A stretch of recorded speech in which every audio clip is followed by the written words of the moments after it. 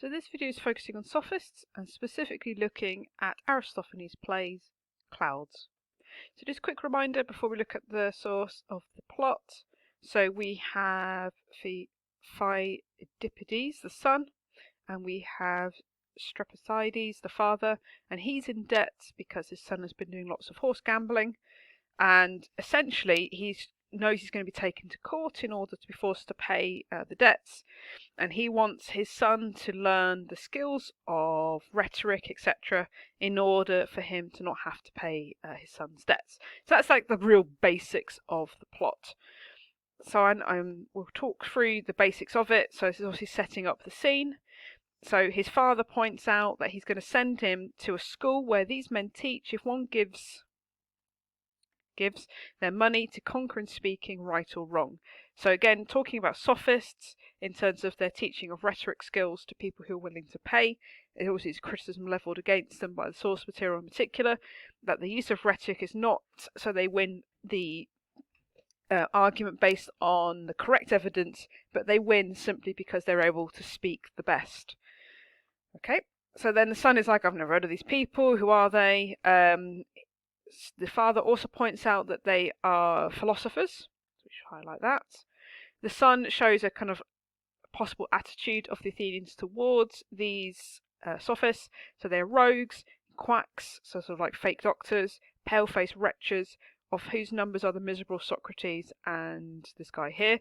Now, keeping in mind, as we've talked before, that Socrates isn't really a sophist because he wasn't paid to teach people. He just went around teaching people if they wanted to learn or not, but he's often linked to them, and that's obviously what Aristophanes is doing. He is also linking Socrates to the Sophists.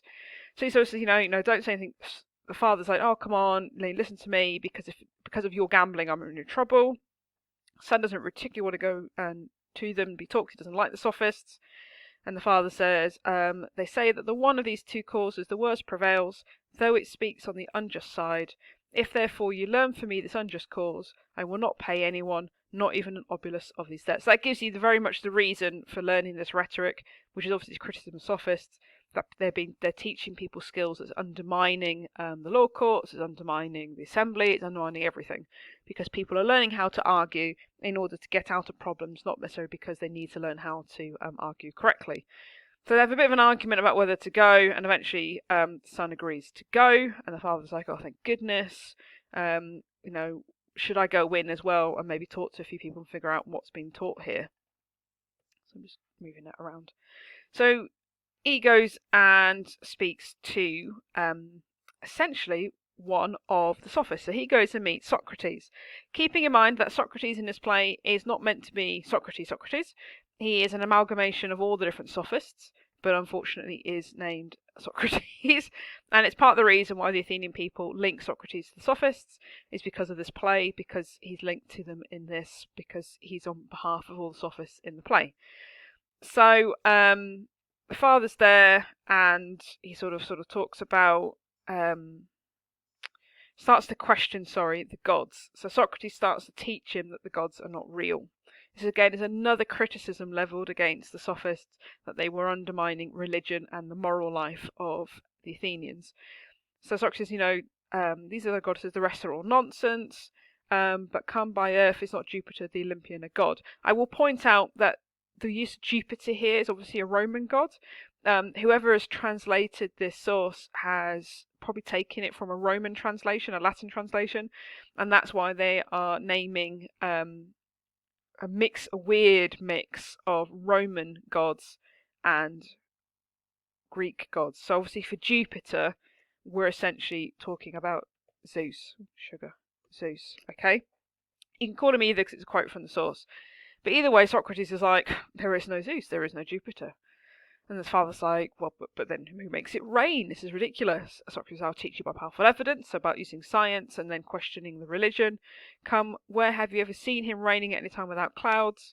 He's ought to rain in fine weather, and these are absent. Father's like, oh my goodness. Of a truth, you've rightly confirmed this by your present argument. But you're sort of making me question, and I don't really know if I should be. I really thought that Jupiter caused the rain, but tell me who's the thunders. It makes me tremble. These as they roll thunder. In what way, you daring man? When they're full of much water, they compelled to boil along, and necessarily precipitating when full of rain, and they fall heavy upon each other and burst and clap. Which, to be fair, scientifically is kind of not quite true, because I'm not a scientist, but he's not far off the truth. He's saying, is it then Jupiter who pushes the clouds along? Socrates is like, no, some sort of weird god called Vortex is a made-up god. And then the father's like, what, Vortex? It escaped my notice that Jupiter did not exist. So this questioning of religion is the impact of the Sophists according to Aristophanes. And that's essentially what this bit is also talking about. It says, you not taught me nothing about concerning the clap and the thunder. Have you not heard me and said clouds are full of moisture, so it's from the clouds themselves, and its vortex is pushing the clouds along. So it's nothing to do with the gods. Gods don't exist. So he's now kind of a bit like, oh my god, I don't know what to think, as I didn't realise that the gods didn't exist. As I said, influence of then the Sophists on Athenian moral and religious belief, sorry. Okay, fine. He then meets up with his son later on in the play. His son is being taught by the Sophists, and obviously the father's had also some education by Socrates, in inverted commas.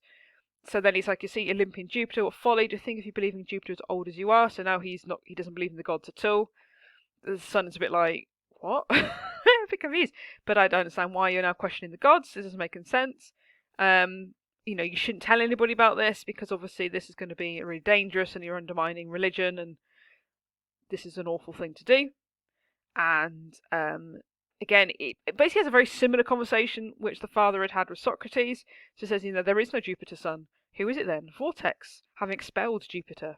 So he hasn't really understood the lesson, to be honest, here. Because obviously Socrates has said that there is no Jupiter, it's just Vortex, and he's saying it's expelled Jupiter. So people aren't educated enough to understand what the Sophists are teaching them. So the son's like, what? Why are you talking so ridiculous? But it's true. Who says it? Socrates, who is highly educated, etc. Son is like, calls him a madman. So again, we've got criticism of Socrates and the Sophists. The father, speak of good omens, but nothing bad, clever men wise, of whom through frugality have ever shaved or anointed himself, with the bath or wash himself. It's gone on my property and bathing, if I already did, but go quickly learn instead of me. So again, he sends his son off for more education. Son's like, but what am I really going to learn from this? Trust me, you'll be fine, run off. So then the son is like, what am I going to do? My father is now crazed because he's questioning religion. Shall I bring to court and convict him of lunacy, or shall I give information as madness to the coffin makers? Doesn't really know what to do. So then his father reappears with two chickens. He has a cockerel under one arm and a hen on the other. And he starts having this really weird conversation about the chickens. Kind of going, how can you tell which one's the right one and which one's named? And he's sort of saying, you've wasted a load of money, what are you doing? And the father's like, oh, I did it. I've expended them like Pericles for needful purposes. This might be a bit of a dig at Pericles, who's misused tribute money for the sort of building of the city. It's kind of hard to tell entirely sure what he's talking about. It's probably a dig at that. And he's also, I've spent all this money, or so you spent this money needlessly, and so is Pericles, I'm just doing the same thing. And then essentially we kind of roll further down. At some point Socrates turns up, and I'm just rereading what it says. How can his youth ever learn a quibble from a trial leaving sums for persuasion of retification? Hyperbolus learners at the cost of a talent. So you can be taught the rhetoric. The father's like, no, never mind, just teach him. He's clever. He'll learn how to do it. But see that he learns these two causes, the better, whatever it may be, and the worse, by which maintaining is unjust, overturns the better. So again, it's making the same point as Aristophanes often does over and over again, which is obviously that Sophists are teaching the skill of rhetoric in order to win arguments, not because it's the right way to win an argument, just because it's the better argument being presented, not based on any true evidence. So Socrates says, yep, I'll teach him. He'll learn from the two causes in person. Fine. So then the two causes turn up. Just cause, who's the good argument, unjust cause, who's the bad argument, and they basically start to have an argument. So unjust says, I will conquer you, who say that you're better than I by doing what clever tricks. So again, about rhetoric. I'm just kind of skimming through a little bit. So he says, I'll do it by discovering new controversy. So in other words, contradictions, and I can learn new ways of sort of manipulating you. These innovations flourish by the favour of these silly persons, i.e. sophists. No, wise persons, sophists. I will destroy you miserably, tell me what by doing what? By speaking what is just, so attain the truth. But I will overturn them by contradicting them, for I deny that justice even exists at all. Again, a criticism of the influence of rhetoric on the Athenian society. The argument basically repeats itself, just gets unhappy because the profanity is now spreading, so everybody's learning it, and that's why the democracy is falling apart. They start insulting each other, which is what all this is. We're just going to skip over the really boring insults, which goes on and on and on and on and on and on and on. The key thing is, then Unjust sort of says, I will shoot him dead with new words and thoughts. So again, about power of rhetoric. Chorus, who represents the Athenian people, now the two relying on very dexterous arguments, is talking about the fact that obviously there's arguments and rhetoric being used on both sides, and the whole crisis of wisdom is here I laid before them, and it's not really coming to any good conclusion. There we go. I'm just kind of skim reading bits of this again, because it's been a while since I read through the play. So just starts to bring up some really good evidence about the importance of education, talking about how it's the right thing to do, and everybody before was kind of really disciplined as a result of it, which is what this is basically talking through. Unjust is like, oh, it's really antiquated and old-fashioned and ridiculous. Just cause, yes, certainly the principles by which my system of education nurtured the men who fought at Marathon, you teach them in the present day that I am choked. So it's this kind of old argument that's always brought up in every society, that the people who came before us were better because they were more old-fashioned and they listened to their mothers and they went to school, they did everything correctly, and the people of today are sinful and terrible and all the rest of it. So the argument's been used since the ancient times. Same argument being mentioned here. So those who were brave and amazing who fought at Marathon, the heroes of Marathon, were taught by Just Cause, and now Unjust is teaching people, leading to Just Cause kind of literally being choked to death, and you can't hear the truth anymore, and that's why people are being really disgraceful, and you don't stand up for your seniors, and you don't listen to your parents, and you go and see dancing women, and it's all sort of lustful and horrible, and society's falling apart because of it.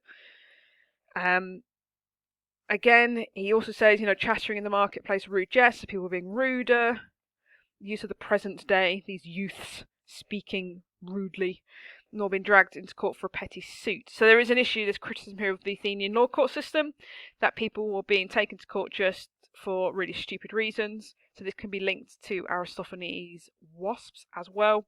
So obviously we had the dog being put on trial for stealing cheese, which is really a minor complaint, and he's pointing out that people have been done. It's going on all the time in the law courts, and people have been dragged off as a result of it and put on trial all the way through. Just going to skim forward a little bit. At first, I contrived how to speak against both law and justice. One should choose the worst cause and nevertheless be victorious. So again, just a criticism of what sophists are teaching people how to use rhetoric. And then they start to basically insult each other using some mythology, talking about Thetis, and how everything's going horribly wrong. Through the argument, Just Cause says, I will be silent, what else can I do? He realises he's being overpowered by the Unjust Cause and therefore can't win the argument. Continuing, it's a bit of a dig here about demagogues, probably a bit of a dig at Cleon. So talking about whether the class of public orators come from like the lower classes. So the idea that obviously the aristocracy should be the ones in charge because they have better education, but you've got this new group of people who haven't had the best education and yet they're really powerful in the democracy, so it could be a dig at Cleon and other demagogues. So they continue to argue.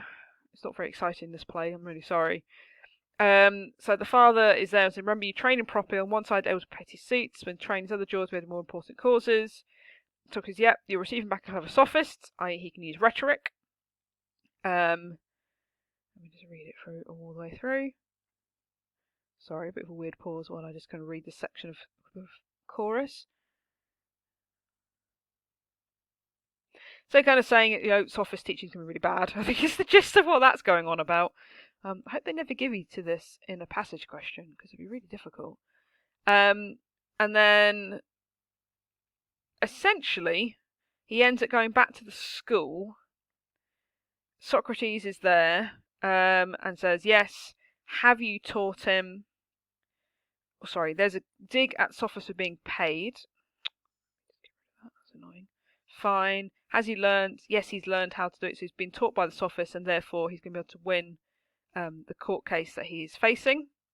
Yay, thank you very much. So you can get clear off from whatever suit you caught, please. Yay, you can get out of your debt. Even if there are witnesses that show that I had to borrow money, yes, doesn't matter the evidence. You're going to be successful. You don't have to worry about it. He's super excited here. Yay, I'm going to get away with it. Fantastic. I'm really happy. And then the sun appears. Yeah, my child, huzzah, huzzah, I'm so pleased to see you. Well, I know you were injuring and inflicting a wrong. So even though he knows that the rhetoric's not necessarily a good thing, he's going to be successful. So I'm really happy. Yay, yay, yay, basically. They then end up in like a pre-trial trial. This guy's going to be prosecuting him. He's kind of brought up. He says, "Bring as a dragging you to be a witness for the sake of my own money." So there's the idea that his father's been brought up saying, you've had to borrow money, haven't you?